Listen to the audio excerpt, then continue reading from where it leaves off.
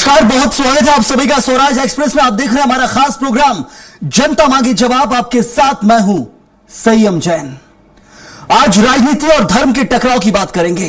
टकराव इसलिए क्योंकि अब कांग्रेसी भी राम मंदिर पहुंचने लगे हैं। इसी कड़ी में नया नाम जुड़ा है मध्य प्रदेश के पूर्व मुख्यमंत्री और कांग्रेस के दिग्गज नेता दिग्विजय सिंह का, जो 26 मार्च को अयोध्या पहुंचकर रामलला के दर्शन करने वाले हैं।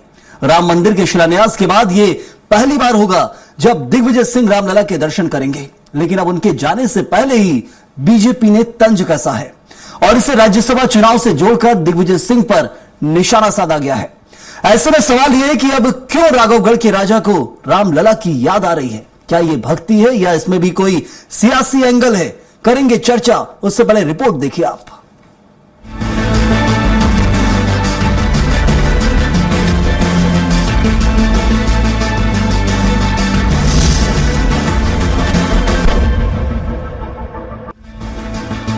मध्य प्रदेश के पूर्व मुख्यमंत्री और कांग्रेस के दिग्गज नेता दिग्विजय सिंह 26 मार्च यानी कि कल अयोध्या जाकर रामलला के दर्शन करेंगे। अयोध्या में राम मंदिर के शिलान्यास के बाद दिग्विजय सिंह पहली बार अयोध्या जा रहे हैं। दिग्विजय सिंह ने राम मंदिर निर्माण में 1,11,000 का चंदा दिया था, लेकिन अब उनके अयोध्या जाने से पहले ही बीजेपी के विधायक रामेश्वर शर्मा ने उन पर निशाना साधा।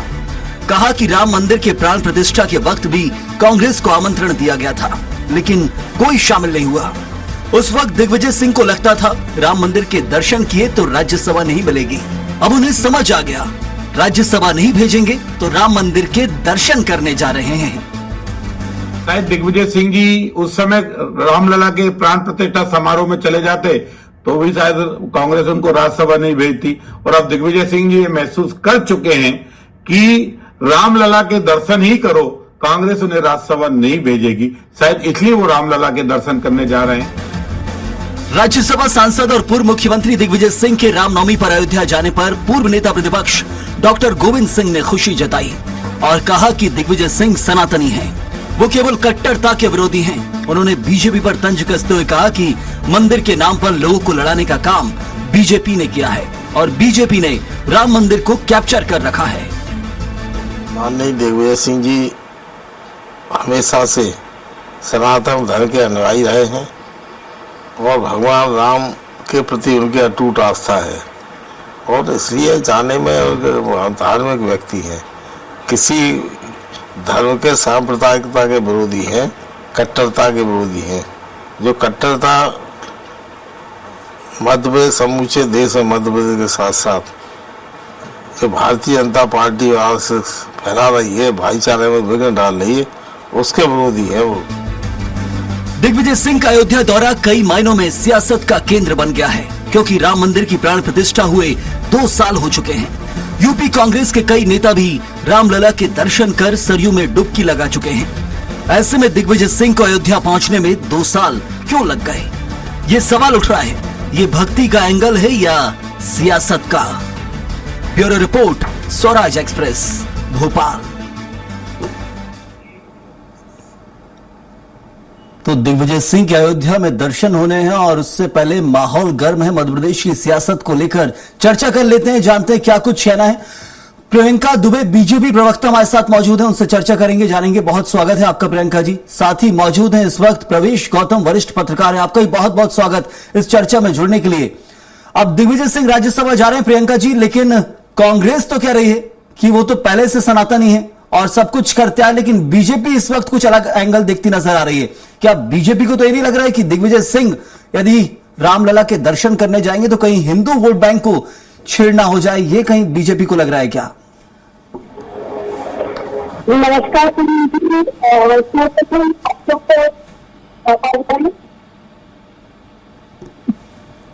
हेलो।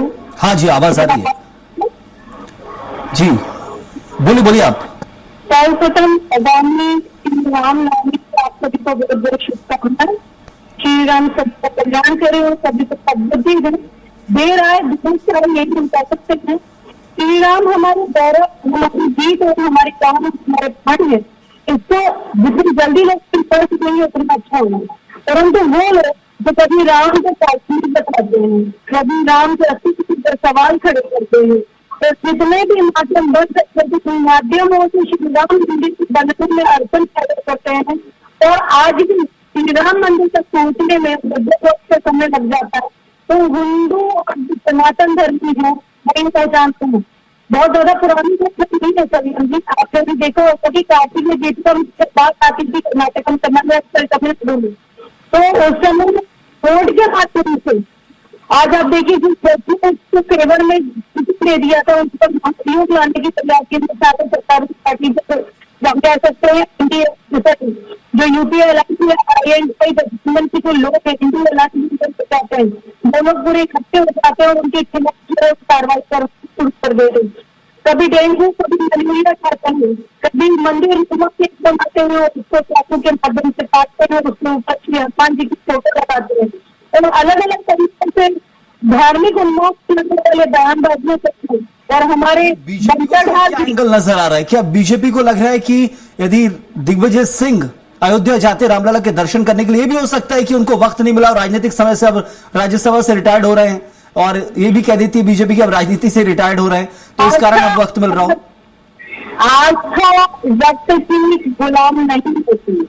अगर आपकी आस्था है, आपका विश्वास है, तो आपको वहां तक कोई नहीं रख सकता था। परंतु बात सच की आती है, लेकिन जब भी हिंदुओं को मानकर उपयोग करने का जो बात करते थे, आज अल्पसंख्यक समाज को बहुसंख्यक समाज को सब समझ चुके हैं कि विकास की धारा किसके साथ है, इसलिए वो अलग अलग मध्य प्रदेश में अलग अलग राज्यों में भी इन्हें नकार करे जा रहे हैं। दिग्विजय सिंह जी देर और विरोध अगर आ रहे हैं तो बहुत अच्छी बात है, पैसे भी राम स्मरण करना ही चाहिए। कोशिश यही जन्म अगला जन्म ध्यान चलो मैं लौटता हूँ आपके पास। होगा। प्रवेश जी, मेरा आपसे सवाल है सबसे पहले ये, इस वक्त हम देख रहे हैं दिग्विजय सिंह रामलला के दर्शन करने जा रहे हैं, बहुत अच्छी बात है, जाना भी चाहिए, लेकिन सबसे महत्वपूर्ण है कि इसमें कांग्रेस तो कुछ नहीं कह रही थी, लेकिन बीजेपी ने जरूर कह दिया कि बहुत देर से आए, लेकिन देर आए दुरुस्त आए हैं। अब तक क्या हम समझे और क्या इसके पीछे क्या कारण कुछ समझ सकते हैं? वैसे कुछ स्पष्ट नहीं समझ आ रहा है, लेकिन हाँ ये कि भगवान के दर्शन करने जाते हैं, जाएंगे, लेकिन ये देर किससे क्यों आए? हमने तो पहले निवेदन किया था, उनको निमंत्रण दिया था, तब नहीं आए हैं।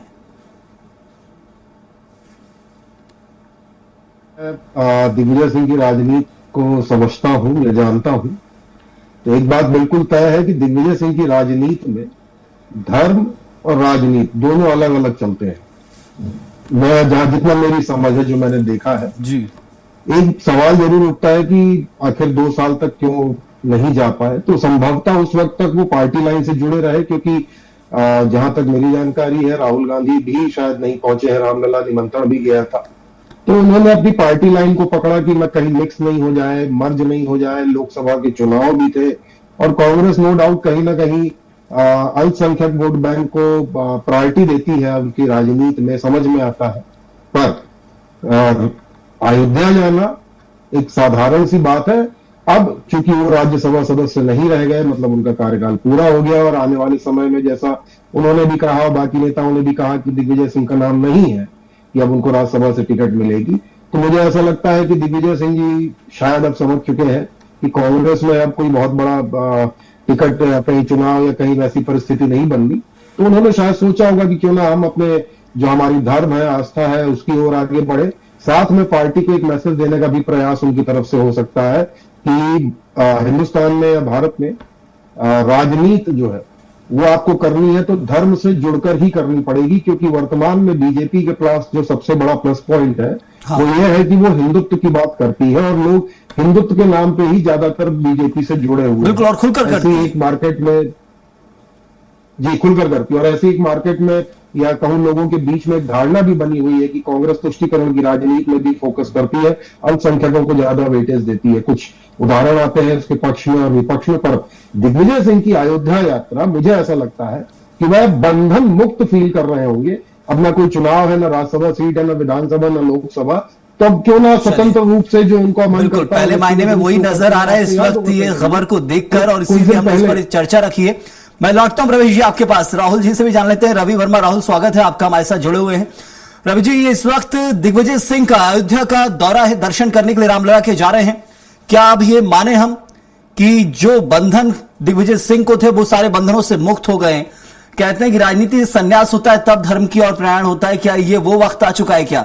और सबसे खास चीज है कि इस वक्त कांग्रेस को अपने हिंदू वोट बैंक के छिटकने का डर नहीं है, इसलिए दिग्विजय सिंह जा रहे हैं कि हाँ अब ये सही समय है। देखिए संयम जी, दिग्विजय सिंह जी का रामलला का दर्शन करने का जो विषय है वो उनकी व्यक्तिगत आस्था का विषय है, ना कि भाजपा से प्रमाण पत्र लेने का। क्योंकि दिग्विजय सिंह जी देश में एक लौटे मात्र ऐसे नेता हैं जो 3800 किलोमीटर से अधिक की पैदल मां नर्मदा की यात्रा करते हैं और मंदिर निर्माण में 1 लाख रुपए से अधिक की राशि देते हैं। तो ये जो उनकी व्यक्तिगत उसे राज्यसभा से देखे जाना जो बहुत ही दुर्भाग्यपूर्ण है। मैं कौन होते हैं कि कौन भक्त होगा और कौन नहीं होगा, ये कौन भाजपा और आरएसएस को अधिकार तय करने का अधिकार, सर्टिफिकेट बांटने का अधिकार किसने दे दिया? हम सब अपने जीवन में मां वैष्णो के दर्शन करने या मंदिर कब जाएंगे, यह व्यक्ति का निजी अधिकार होता है। अगर कोई व्यक्ति उस समय नहीं जा पाया, उस समय तमाम इस देश के साधु शंकराचार्य नहीं जा पाए, तो इसका मतलब ये नहीं कि आज उनसे सवाल करा जाएगा। नहीं, वो कह रहे हैं कि हमने तो निमंत्रण दिया था बाकायदा, निमंत्रण के वक्त और आ जाते तो और अच्छा लगता है, क्योंकि प्राण प्रतिष्ठा हर बार नहीं होती, एक बार होती है। के अनुसार जाते हैं संयम जी। निमंत्रण को लेकर देश के तमाम शंकराचार्य साधु संतों ने भी आपत्तियां और विषय उठाए गए थे और जिसकी जैसी उपलब्धता थी उस आधार पर वो वहां पहुंचा। तो हम सबके जीवन का जो विषय है, धर्म एक आस्था का विषय है, जिसकी जो आस्था है उस अनुसार जाता है। लेकिन भाजपा नेताओं की हिंसा और नफरत वाली सोच का जो जहर है वो उनके सर से लेकर पांव तक आज फैल चुका है। वो हर चीज को जो है एक राजनीतिक चश्मे से देखते हैं। चलो, आज नहीं तो कल जाना तो था कभी ना कभी। और एक चीज जो यहां पर सवाल है, क्या अब आरोप भी लगते हैं कि अब मुस्लिम वोट बैंक की छिटकने का डर नहीं है, इसलिए दिग्विजय सिंह प्रयाण कर रहे हैं वहां की तरफ? क्योंकि अब ना चुनाव है नजदीक, ना ही उनको खुद चुनाव लड़ना है, अभी थोड़ा स्वतंत्र तो लग ही रहा होगा, दिग्विजय सिंह को फील कर रहे होंगे।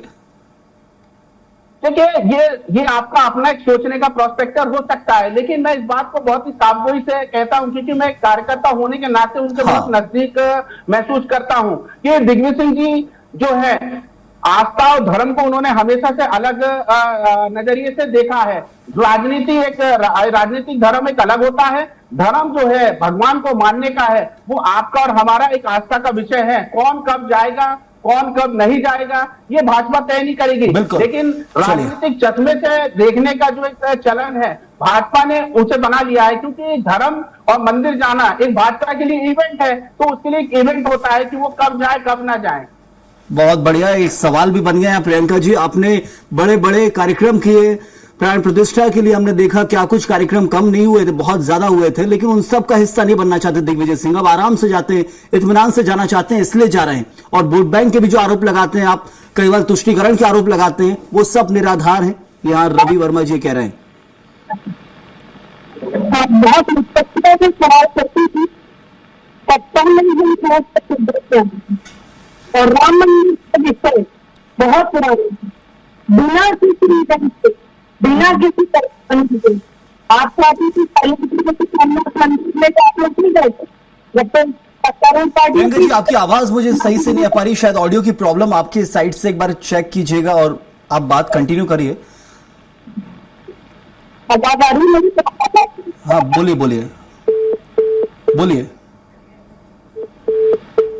चलिए, संपर्क ही टूट गया है कुछ तकनीकी दिक्कत से, मुझे लग रहा है ऐसा। प्रवेश जी, हम ये समझे कि अब ये बदलता दौर है, ये बहुत कुछ हो गया राजनीति में। हमने देखा है कि कई बार पार्टियों के कारण, पार्टी जिस पार्टी में हम हैं उसकी कुछ नियमावली, नियम कुछ लिखे नहीं रहते हैं, हमें पता चलता है कि आइडियोलॉजी क्या है पार्टी की, मेंटेलिटी क्या है, उस पार्टी की गाइडलाइंस को हम फॉलो करते हैं और इस कारण जो नेता हो मन से भी हो नहीं कर पाते हैं। हमने तो यहां तक देखा 2024 में जब कांग्रेस ने जाने से मना किया, बड़े बड़े नेताओं ने मना किया, तो लोगों ने पार्टी छोड़ दी कांग्रेस के, बीजेपी को ज्वाइन कर लिया या फिर स्वतंत्र हो गए कांग्रेस छोड़ के, क्योंकि रामलला की प्राण प्रतिष्ठा का निमंत्रण कांग्रेस ने स्वीकार नहीं किया, आला नेताओं ने। क्या अब उन सब चीजों से परे हो गए दिग्विजय सिंह?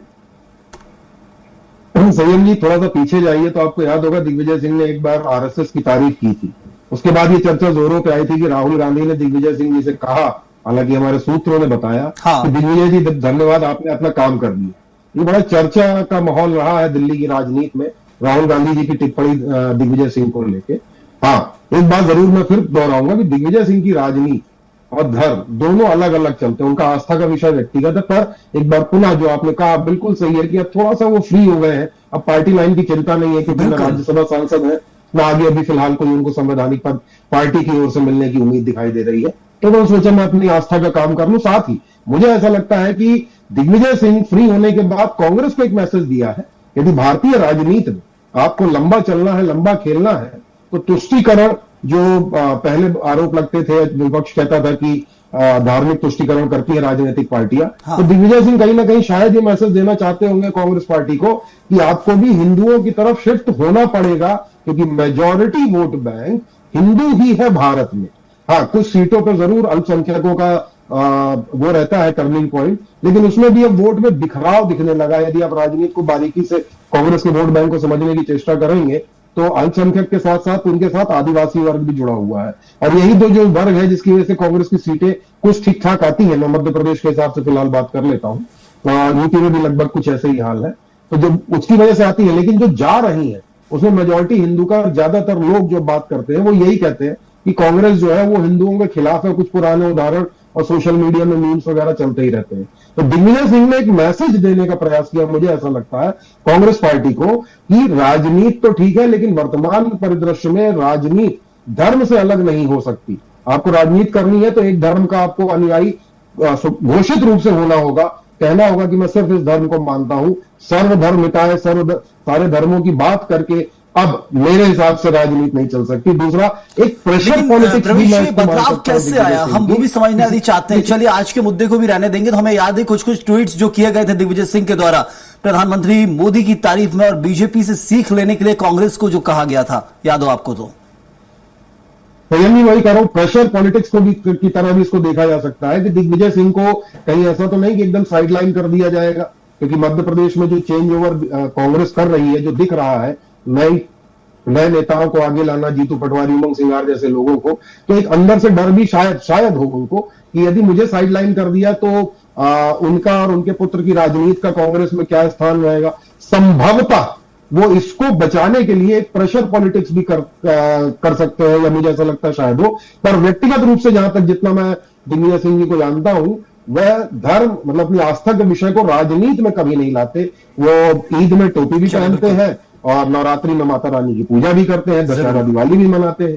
तो ये तो उनका स्पष्ट रूप से है। लेकिन हाँ, एक प्रोपेगेंडा जरूर बना दिया गया है कि दिग्विजय सिंह जी इस्लाम धर्म के हितैषी हैं, शायद उसको काटने के लिए और कांग्रेस पे जैसी छवि बनाई गई है। लेकिन हम सब जानते हैं क्या कुछ है, और राघव में भी वो कितने पूजन करते नजर आते हैं, उसकी भी कई तस्वीरें आती हैं। मानते बहुत हैं ये है, लेकिन खुलकर नहीं बोलते थे, उसी को लेकर चर्चा होती थी हमेशा।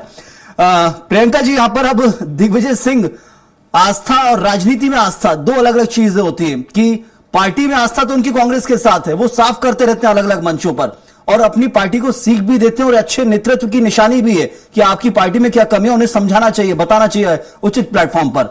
लेकिन धार्मिक आस्था को लेकर बीजेपी सवाल करे, ये गवारा नहीं है कांग्रेस पार्टी को।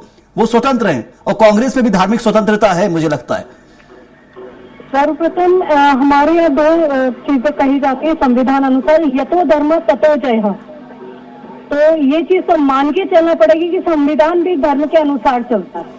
दूसरी चीज, हम पंथ निरपेक्ष हैं, धर्म निरपेक्ष नहीं, हम धर्म सापेक्ष हैं, तो वहां पर भी कांग्रेस पार्टी गलत हो जाती है। तीसरी चीज, कांग्रेस पार्टी अगर कहती है कि वो गांधीवादी कांग्रेस है, तो कांग्रेस को ये बात मानना पड़ेगा कि उनके अंतिम शब्द जब हे राम थे, तो राम मंदिर तक पहुंचने में या राम मंदिर को बनने में इतना विलंब और उनको काल्पनिक पात्र बताने की चेष्टा कैसे की गई। एक उपचेष्टा जो कांग्रेस ने करी है, आज उसका परिणति कांग्रेस भोग रही है। उसके बाद अगर हम बात करते हैं दिग्विजय सिंह जी की, तो जो इन्होंने भगवा आतंकवाद की थ्योरी गढ़ी और किस तरीके से 26/11 को पूरी तरीके से भगवा आतंकवाद से कनेक्ट किया, और किस तरीके से साथ भी प्रियंका जी, आप बोल रहे हैं कि उसका नुकसान, राम से दूरी का नुकसान, हिंदू धर्म से दूरी का नुकसान कांग्रेस भोग रही है। लेकिन 24 में नुकसान तो उतना बीजेपी को हो गया था, क्योंकि हमें तो ये लगा कि अयोध्या और रामलला प्राण प्रतिष्ठा के बाद बीजेपी को बम्पर कुछ मिलेगा, लेकिन वो तो और नुकसान हो गया था।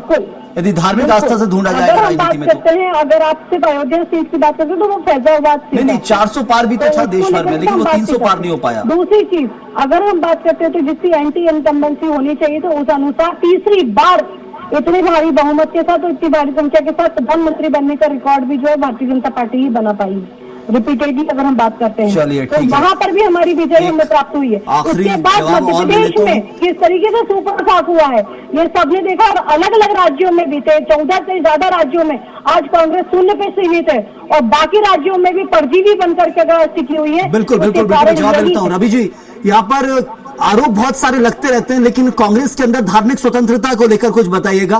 क्या कुछ कांग्रेस के अंदर धार्मिक स्वतंत्रता है? क्या उसको लेकर भी कोई गाइडलाइंस चलती है? सीधे आरोप लगते हैं कि अब आपने थोड़ी दूरी बनाई है पार्टियों से, पदों से, इसलिए अब जाकर मौका मिल रहा है। देखिए, एक सर पर झूठ बेलगाम गाड़ी जो प्रियंका जी दुबे की जो दौड़ी जा रही है वो सत्य से कई दूर है। इसलिए दूर है क्योंकि वो तमाम तरह की आज वो बातें कर रही है कि इतना और मैंडेट मिल गया, उनकी मैंडेट, कितना मैंडेट मिल गया। ये पार्टी वही है जो 2 से यहाँ पर आई है और कल 2 से फिर सीटों पर पहुंच जाएंगी, और वो कह रही है कि कांग्रेस 0 पर सवार है। उन्हें इतना भी बोलती किस तरह, इतना भी ज्ञान नहीं किया। कांग्रेस पार्टी 2 से अधिक सांसद है भैया उनके, कम से कम झूठ ऐसा तो बोलो कि जो लोगों को गले उतरे। क्या कहना चाह रहे हैं? जो मन में आ रहा है वो बचे जा रहे हैं। मैं कह रहा हूं ना कि नफरत और हिंसा वाली जो सोच है उसका जो शहर है, भाजपा नेता प्रवक्ताओं के सर से लेकर पांव इस तरह फैल चुका है कि उन्हें धर्म केवल राजनीतिक चश्मे से देखा जाता है। मैं कह रहा हूं कि आप साल में कितने बार मंदिर जाते हैं प्रियंका जी? मैं ये पूछना चाहता हूं। आप अपनी सुविधा अनुसार जाते होंगे, ये नहीं कि नियमित आप जैसे नहीं है, नियमित जाते हैं जी। मैं हम आप चिंता मत कीजिए है कि कौन कब जाएगा ये आप तय नहीं करेंगे। ये जिस आग बबूला होने से सत्य नहीं दब जाएगा।